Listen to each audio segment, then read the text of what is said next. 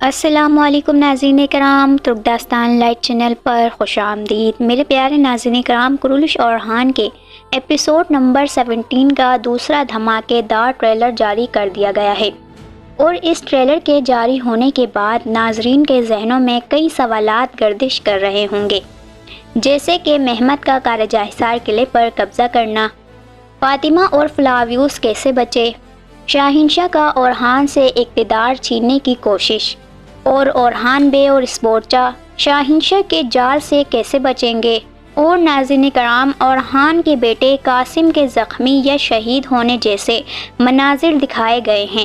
کیا قاسم شہید ہو گیا ہے؟ تو ناظرین کرام، ہمیشہ کی طرح آج کی اس ویڈیو میں آپ کو اس ٹریلر کا مکمل ریویو پیش کرنے جا رہی ہوں۔ میرے پیارے ناظرین کرام، ٹریلر کے ریویو کا آغاز ہم فاطمہ اور فلاویوس سے کریں گے۔ جیسا کہ ناظرین، میں نے اپنی پچھلی ویڈیو میں بتایا تھا کہ فاطمہ اور فلاویوس کو کچھ نہیں ہوگا اور وہ وہاں سے صحیح سالم بچ جائیں گے، اور آپ لوگوں نے ٹریلر میں دیکھا کہ فاطمہ اور فلاویوس دیفنے اور اندریاس کے چنگل سے بچ نکلے ہیں۔ اور اگر ہم بات کریں کہ انہیں کس نے بچایا، تو ٹریلر کو دیکھ کر ایسا لگ رہا ہے کہ انہیں جرگتائی بے نے بچایا ہے۔ دوسری طرف اگر بات کی جائے یگت بے کی، تو یہاں ان کی موت تو نہیں ہوگی، لیکن چونکہ شاہنشاہ اب اورحان بے کے دشمن بن چکے ہیں، اسی لیے اب فاطمہ اور یگت کی شادی ناممکن ہے، اور یہ آپ لوگوں کے لیے ایک اچھی خبر ہے۔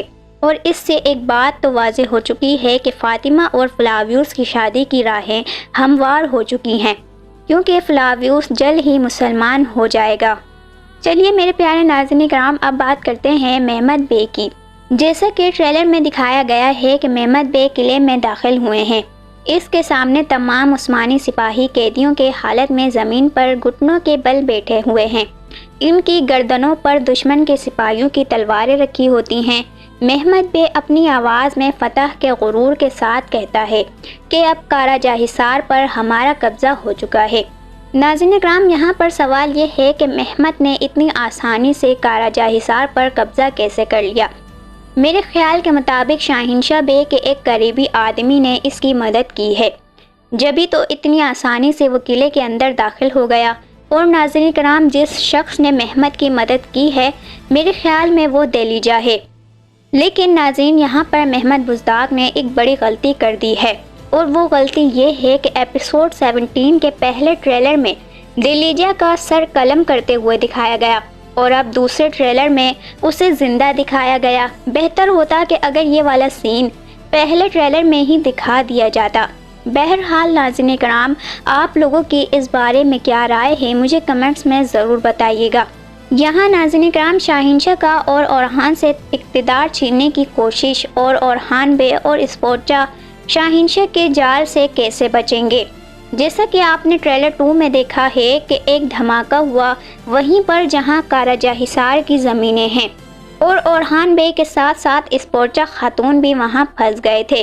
لیکن آپ نے ٹریلر میں یہ بھی دیکھا کہ اورحان بے صرف 2-3 آدمیوں کے ساتھ وہاں گئے تھے، لیکن اس کے بعد وہاں ان کی بہت سے ساتھی بھی نظر آئے۔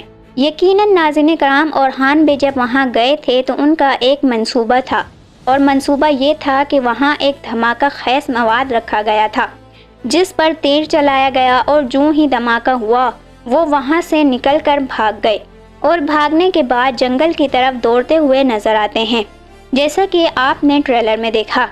ناظرین کرام، اس کے بعد ہم دیکھتے ہیں کہ اورحان بے اور علاؤالدین بے جنگل میں دشمنوں سے لڑ رہے ہوتے ہیں کہ اچانک اورحان بے کی نظر شاہنشاہ پر پڑتی ہے۔ اورحان اسے پکار کر اس کے پیچھے دوڑتے چلے جاتے ہیں، لیکن دوڑتے دوڑتے وہ خود کو اور اسپورچا کو شاہنشاہ کے جال میں پھنسا لیتے ہیں، جیسے کہ شاہنشاہ نے پہلے ہی وہاں جال بچھا رکھا ہو۔ اس کے بعد اورحان اور اسپورچا خاتون دشمن کے سپاہیوں کے گھیرے میں آ جاتے ہیں۔ ناظرین کرام، شاہنشاہ یہ کہتا ہوا دکھائی دیا ہے کہ اس بار تمہارا غرور اور تمہاری طاقت تمہیں موت کی طرف لے آئی ہے، اورحان بے تمہارا اقتدار ختم ہو چکا ہے۔ یقیناً شاہنشاہ بے انہیں اپنے جال میں لے گیا ہے، دوسری طرف اسپورچا خاتون بھی ان کے ساتھ ہیں۔ تو ناظرین کرام، یہاں پر سوال یہ پیدا ہوتا ہے کہ اورحان بے اور اسپورچا کو کون بچانے آئے گا؟ ناظرین کرام، ہمیں لگتا ہے کہ ممکن ہے یہاں پر کوئی نہ کوئی پہنچ جائے اور اورحان بے کو یہاں سے بچا لے جائے۔ یہاں پر علاؤالدین بے بھی مدد کو پہنچ سکتے ہیں یا اورحان بے کے سپاہی بھی آ سکتے ہیں۔ ناظرین کرام، آپ کے خیال میں ان کو کون بچانے آئے گا؟ مجھے کمنٹس میں ضرور بتائیے گا۔ میرے پیارے ناظرین کرام، اب ہم بات کرتے ہیں اورحان کے بیٹے قاسم کی۔ سلطان اورحان کے بیٹے قاسم زخمی ہوئے ہیں یا شہید ہو گئے ہیں؟ چلیے جاننے کی کوشش کرتے ہیں۔ ناظرین کرام، ہم نے ٹریلر میں دیکھا کہ نیلوفر خاتون، گونجا خاتون اور حلیمہ خاتون محل میں جا رہی ہوتی ہیں کہ اچانک نیلوفر کی نظر اپنے بیٹے قاسم پر پڑتی ہے۔ قاسم بے ہوش حالت میں زمین پر پڑا ہوتا ہے اور اس کے پاس اس کا بھائی سلیمان ہاتھ میں خون آلود تلوار لیے کھڑا ہوتا ہے۔ یہ منظر دیکھ کر نیلوفر کا دل زور سے دھڑکنے لگتا ہے اور وہ کانپتی ہوئی آواز میں پکارتی ہے، قاسم میرے بیٹے۔ ناظرین کرام، کیا یہاں پر قاسم بے ہوش ہے یا پھر شہید ہو گیا ہے؟ اس حوالے سے پہلے بھی ہمیں لگتا تھا کہ ممکن ہے قاسم بے کی شہادت ہو جائے۔ اور ناظرین کرام، یاد کریں جب وہ سپاہیوں کی تربیت کے سفر پر جا رہے تھے تو وہاں پر بھی ان پر حملہ ہوا تھا، لیکن وہاں ان کی شہادت نہیں دکھائی گئی۔ ہم بار بار ان کی شہادت کی بات اس لیے کرتے ہیں کیونکہ تاریخ میں اورحان بے کے بیٹوں میں قاسم نام کا بیٹا آگے چل کر نظر نہیں آیا۔